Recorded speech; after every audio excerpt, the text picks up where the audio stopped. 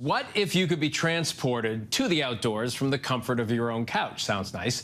Our next guest, Baratunde Thurston, does all the work for us. The author and podcaster is the host of a new 6-part PBS series, America Outdoors, celebrating the beauty of nature and our connection to it. Take a look.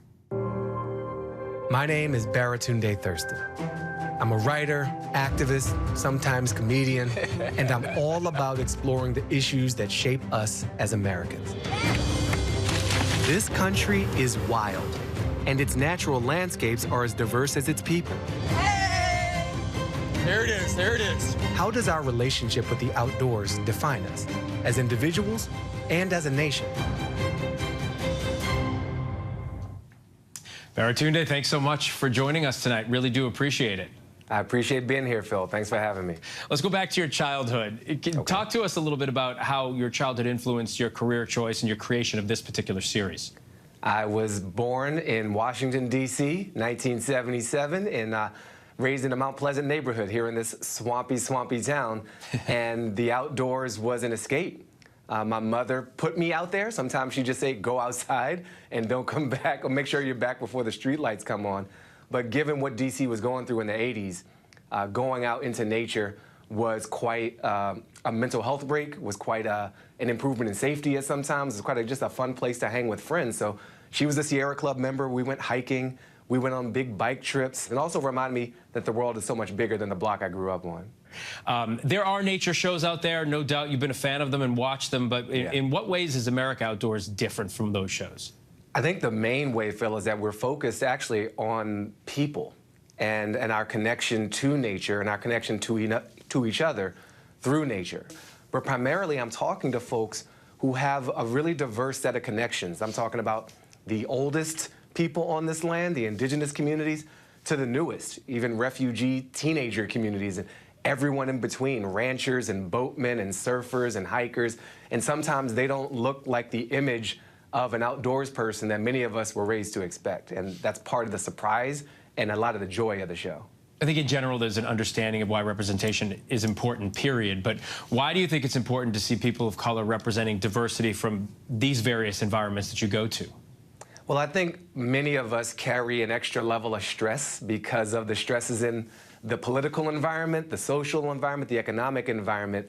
And we have forgotten, sometimes intentionally, been made to forget, that a connection with nature can help reduce that stress, that we have a physical and spiritual claim on this land in a way that goes beyond economic exploitation and goes to a level of community, of joy, of connectedness, in a way that I also hopes will make it personal for us to preserve our home planet. Like, Phil, I love Earth. I'm on record as a fan of this planet. It's the only planet I want to be living on. But if I have a deep connection with my stream, with my lake, with my river, with my caves, with my surf, I'm going to want to preserve that. And I got to travel all over this country and find people claiming their landscapes and their outdoor experiences in the way many of us claim our sports teams. And they're rooting for them, and they're defending them, and they're advocating for them.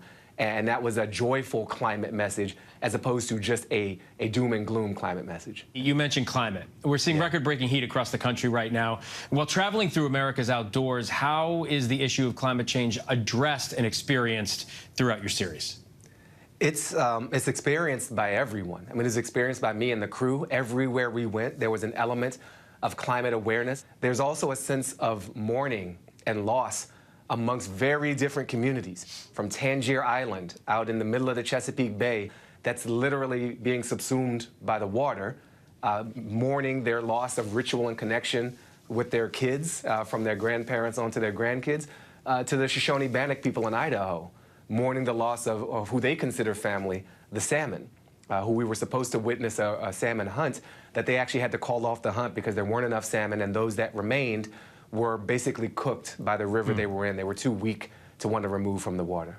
There's regenerative farming communities that we came across in Appalachia and in northern Minnesota, a little town called Finland. And we don't generally hear stories out of places like Appalachia that involve words like regenerative. So there's a lot of examples of the things we need to be doing at a much larger scale, but told at a very human scale, that are positive, that are joyful, that are still difficult, but that are things that we can really wrap our heads around and replicate through a show like this. So I recognize that this is a difficult question, but if you have one favorite location that you visited during this series, what would it be and why? I do not like this question, Phil. I've been asked it before. You'd think I'd be better by now. I feel like you're putting me on the presidential debate stage, asking me to pick my favorite state. I love all my states. All the We've got to American ask people. these tough questions, Baratunde. But here's since you're going for the jugular, Right. I'll represent the Great Dismal Swamp. This is a patch of land that borders southern Virginia and northern North Carolina. It used to be massive during the founding of this country. This was a refuge for people fleeing the slave economy. It was a place that George Washington and his crew called Great Dismal because they couldn't fully tame it, and they thought there were monsters there. And it was actually more free for people fleeing an enslaved system than the world beyond. It was a big stop on the Underground Railroad, and I got to revisit one of the islands that these people seeking freedom settled on, which they could only do because indigenous communities had lived there for thousands of years before, almost leaving the table set for others seeking freedom. What an exciting job and a beautiful message you bring along with it. Baratunde Thurston, thank you so much for taking the time to spend with us. You can watch Baratunde's show, America Outdoors, on PBS. Thanks, Phil. Hi, everyone. George Stephanopoulos here. Thanks for checking out the ABC News YouTube channel. If you'd like to get more videos, show highlights, and watch live event coverage, click on the right over here to subscribe to our channel. And don't forget to download the ABC News app for breaking news alerts. Thanks for watching.